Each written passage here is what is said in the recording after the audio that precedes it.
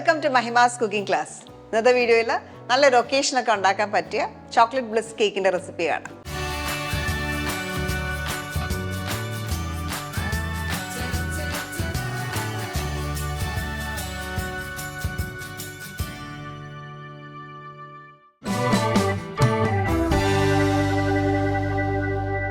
ഇപ്പോൾ chocolate bliss cake നമ്മൾ ഉണ്ടാക്കുമ്പോൾ ആദ്യം ചെയ്യുന്നത് കൊക്കോ ബേസ്ഡ് ആയിട്ടൊരു കേക്ക് ഉണ്ടാക്കുന്നു, അതിന് നല്ലൊരു ചോക്ലേറ്റ് ഐസിങ് കൊടുക്കുന്നു. അപ്പോൾ ആദ്യത്തെ സ്റ്റെപ്പ് നമുക്ക് കൊക്കോ കേക്ക് ഉണ്ടാക്കിയെടുക്കാം.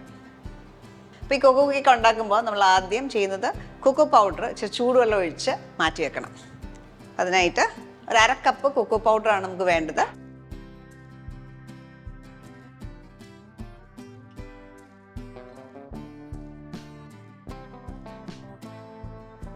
ഇതിലേക്ക് 1/2 കപ്പ് തന്നെ ചൂടുവെള്ളം.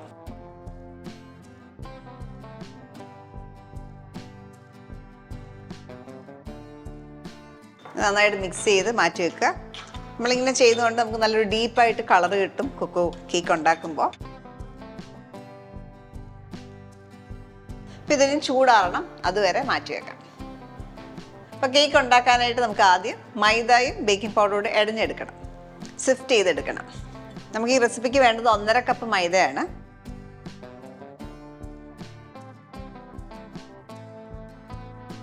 ഇതിലേക്ക് 1.5 ടീസ്പൂൺ ബേക്കിംഗ് പൗഡർ,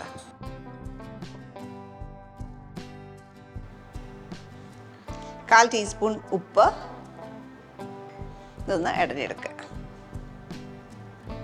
ഇതൊന്ന് മാറ്റി വെക്കാം. ഇനി ഒരു വലിയ ബോൾ എടുക്കാം. ഇതിലേക്ക് 1/4 കപ്പ് ഓയിൽ ചേർക്കാം. നമ്മൾ ഉണ്ടാക്കുന്ന കേക്ക് നല്ലൊരു മോയ്സ്റ്റ് ആയിട്ടുള്ള കേക്കാണ്. സൺഫ്ലവർ ഓയിലാണ് യൂസ് ചെയ്തേക്കുന്നത്. അതിന് പകരം റൈസ് ബ്രാൻ ഓയിലോ കനോള ഓയിലൊക്കെ ഉപയോഗിക്കാം. ന്യൂട്രലായിട്ടുള്ള ഏത് ഓയിൽ ഉപയോഗിക്കാം. ഇതിലേക്ക് പൗഡേർഡ് ഷുഗർ ഞാൻ അരിച്ച് വെച്ചേക്കുന്നതാണ്, ഇടഞ്ഞ് വെച്ചേക്കുന്നതാണ്. 1 cup powdered sugar. Granulated sugar നമുക്ക് 1/4 കപ്പ്. സാധാരണ പഞ്ചസാര 1/4 കപ്പ് എടുത്തു. ഈ ഗ്രാനുലേറ്റഡ് ഷുഗറിന് പകരം നിങ്ങൾക്ക് ബ്രൗൺ ഷുഗർ യൂസ് ചെയ്യാം. ബ്രൗൺ ഷുഗറോ പാം ഷുഗറോ ഒക്കെ വേണമെങ്കിലും ഉപയോഗിക്കാം. ഇതൊന്ന് ലൈറ്റായിട്ട് ബീറ്റ് ചെയ്തെടുക്കണം.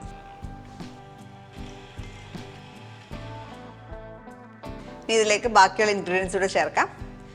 1/2 കപ്പ് തൈര്, 1/2 കപ്പിൻ്റെ കൂടെ 2 ടേബിൾ സ്പൂൺ തൈരും കൂടെ വേണം. 1/2 കപ്പും 2 ടേബിൾ സ്പൂണും കൂടെ തൈരെടുത്തു.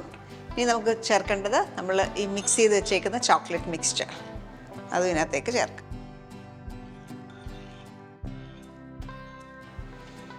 ചോക്ലേറ്റ് കേക്ക് നമ്മൾ എപ്പോഴും ബേക്കിംഗ് സോഡ ചേർക്കും. ബേക്കിംഗ് സോഡയും കൂടെ ഈ വെറ്റ് ഇൻഗ്രീഡിയൻസിലൂടെ ചേർക്കാം. ബേക്കിംഗ് സോഡയും നമുക്ക് 1 ടീസ്പൂണാണ് വേണ്ടേ. ഇനി ഇതിലേക്ക് 3 മുട്ട ചേർക്കാം. മുട്ട ചേർക്കുമ്പോൾ നമുക്ക് ഗ്രാജുവലി ചേർക്കാം. 1 മുട്ട ചേർത്തിട്ട് ഒന്ന് അടിച്ച ശേഷം നമുക്ക് ബാക്കി ചേർക്കാം. ലോ സ്പീഡിലിട്ട് ബീറ്റ് ചെയ്യുക.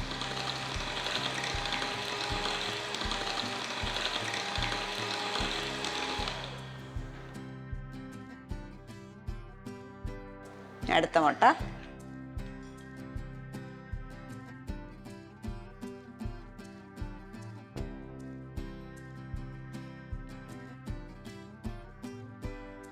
മുട്ട ചേർക്കുമ്പോൾ മുട്ടയുടെ സ്മെല്ലൊന്നും വരാതിരിക്കുകയാണ് നമ്മൾ വാനില എസൻസ് ചേർക്കുന്നത്.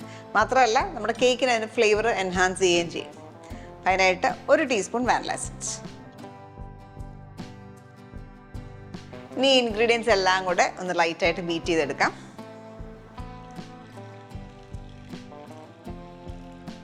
അപ്പം നമ്മളിവിടെ നോക്കുന്നൊരു സ്റ്റേജ് എന്ന് പറഞ്ഞാൽ പഞ്ചസാര അലിയണം, തരി ഇല്ലാണ്ട് കിട്ടണം.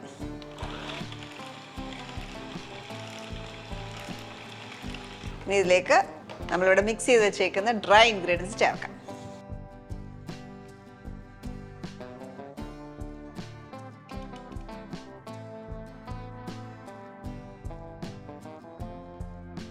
ലോ സ്പീഡിലിട്ടൊന്ന് ബീറ്റ് ചെയ്യാം.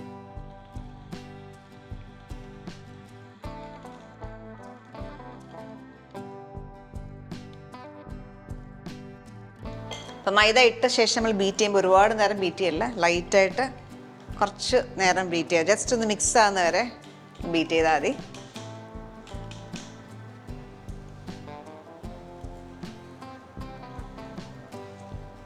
ഇനി ഇത് നമുക്ക് ലൈൻ ചെയ്ത് വെച്ചേക്കുന്ന കേക്ക് ടിന്നിലേക്ക് ഒഴിക്കാം. 7 ഇഞ്ചിൻ്റെ 2 പാനാണ് ഉപയോഗിച്ചേക്കുന്നത്. അപ്പം നിങ്ങൾക്ക് ഒരു സിംഗിളായിട്ടാണ് ഉണ്ടാക്കുന്നതെങ്കിൽ 8 ഇഞ്ചിൻ്റെ 9 ഇഞ്ചിൻ്റെ പാനിൽ ഒഴിക്കാം. അല്ലെങ്കിൽ ഇതേപോലെ 2 പാനിലായിട്ട് ഡിവൈഡ് ചെയ്ത് ഒഴിക്കാം.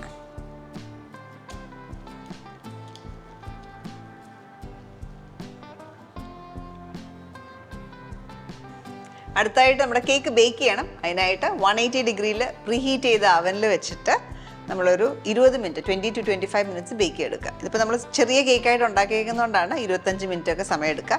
ഒറ്റ കേക്കായിട്ട് ഉണ്ടാക്കുന്നതെങ്കിൽ ഒരു 35 to 40 മിനിറ്റ്സ് ടൈം എടുക്കും. അപ്പോൾ നമ്മൾ നോക്കുന്നത് നടുക്കൊരു ടൂത്ത് പിക്ക് വെച്ച് ഇൻസേർട്ട് ചെയ്യുക. ക്ലീൻ ആയിട്ട് വരുന്നുണ്ടെങ്കിൽ അത് കുക്ക്ഡ് ആയിട്ടുണ്ടാവും. എപ്പോഴും ബേക്ക് ചെയ്യുന്നതിന് മുമ്പ് ഒന്ന് ടാപ്പ് ചെയ്ത് കൊടുക്കുക.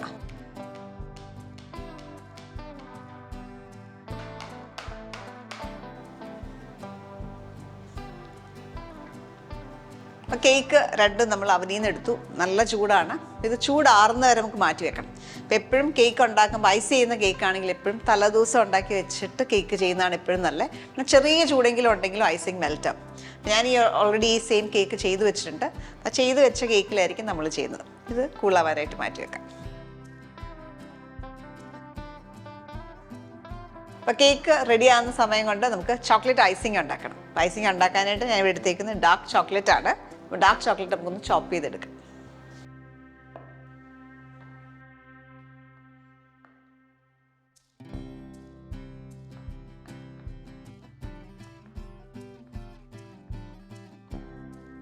നമുക്ക് ക്രീം ഒന്ന് ഹീറ്റ് ചെയ്യാം. അപ്പോൾ 250 ഗ്രാം ക്രീമാണ്. അത് ഈ ബോളിലേക്ക് ഒഴിക്കും.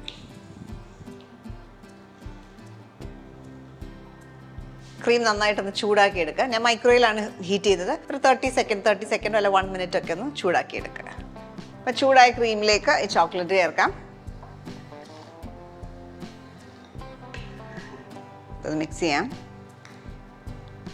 ഇതിലേക്ക് നമുക്ക് ബട്ടറോട് ചേർക്കാനായിട്ടുണ്ട്. ഇപ്പോൾ റൂം ടെമ്പറേച്ചറിലായ ബട്ടറാണിത്. ഒരു 130 ഗ്രാം ബട്ടർ.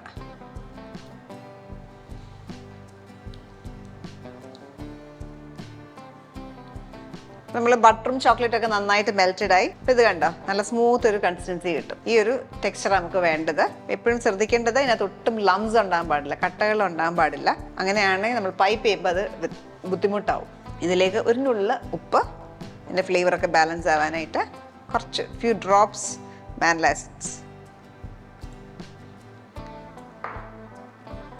ഇനി ഇത് റൂം ടെമ്പറേച്ചറിൽ വെക്കുക. കുറേ സമയം എടുക്കും ഇത് തിക്കായി വരാനായിട്ട്. നമുക്ക് പൈപ്പിംഗ് കൺസിസ്റ്റൻസി ആയി കിട്ടണമെങ്കിൽ ഒരു 3-4 മണിക്കൂർ സമയം എടുക്കും.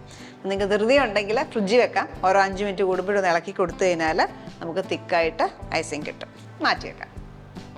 ഐസിങ് കുറച്ച് നേരം കഴിയുമ്പോൾ ഇതേപോലെ തിക്കായിട്ട് കിട്ടും. ഞാനാണെങ്കിൽ ഫ്രിഡ്ജിൽ കുറച്ച് നേരം വെച്ചിട്ട് ഇടയ്ക്കിടയ്ക്ക് ഇളക്കി കൊടുത്തു. അങ്ങനെയാണ് ഈ ഒരു കൺസിസ്റ്റൻസി കിട്ടിയേക്കുന്നത്. നമുക്കിത് പൈപ്പിംഗ് ബാഗിലേക്ക് ഇടാം. എപ്പോഴും ഓർക്കുക, നമ്മുടെ കൈയുടെ ചൂടും കൊണ്ട് ഈ ഐസിങ് മെൽറ്റ് ആവും, ബട്ടറും ഒക്കെ ഉള്ളതുകൊണ്ട്. എപ്പോഴും കുറേശ്ശെ വേണം ഐസിങ് ബാഗിലിടാൻ.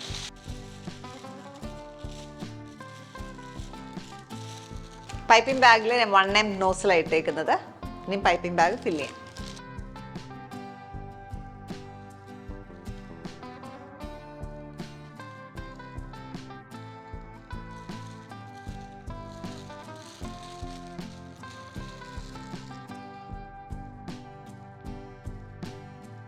നമ്മൾ ഈ ഫില്ല് ചെയ്തത് മാറ്റി വെക്കാം. ഇപ്പോൾ കേക്ക് നമുക്കൊന്ന് സ്ലൈസ് ചെയ്തെടുക്കാം.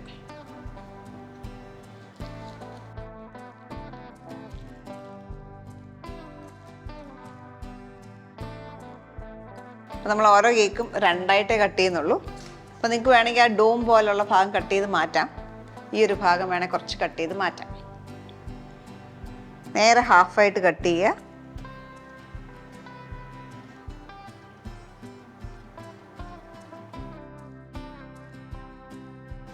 അതേപോലെ കിട്ടും. അതേപോലെ തന്നെ ഈ കേക്കും അതുപോലെ തന്നെ ചെയ്യാം. ഇത് 2ആയിട്ട് കട്ട് ചെയ്തു. അതിൻ്റെ റാപ്പങ്ങ് മാറ്റാം.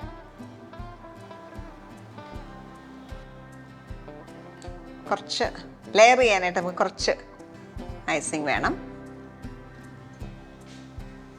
സ്പ്രെഡ് ചെയ്യുക. പുറത്ത് നമ്മൾ നല്ല തിക്ക് ലെയർ ഐസിങ് കൊടുക്കുന്നുണ്ട്, അകത്ത് ഒത്തിരി കൊടുക്കേണ്ട ആവശ്യമില്ല.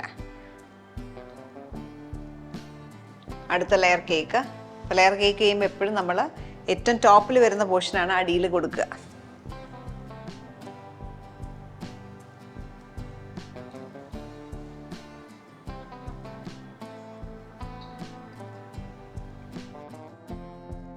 അടുത്ത ലെയർ.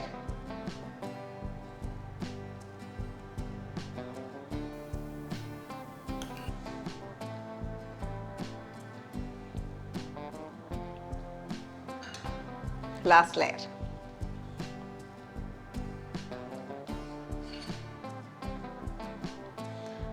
തിൻ ലെയർ ഐസിങ് മതി ടോപ്പിൽ.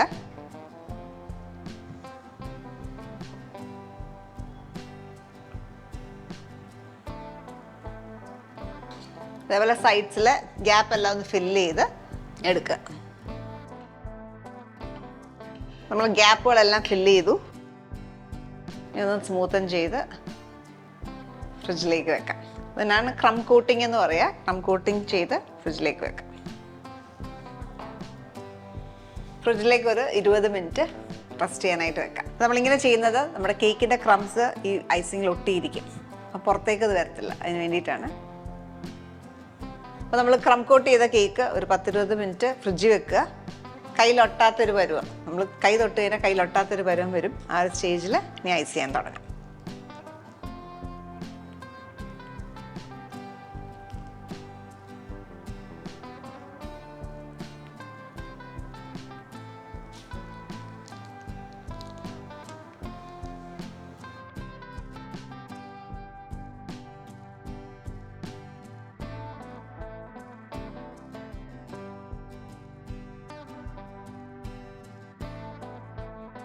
നമ്മൾ ഇതിനിടയ്ക്കുള്ള ഗ്യാപ്പുകളൊക്കെ ഫില്ല് ചെയ്യണം.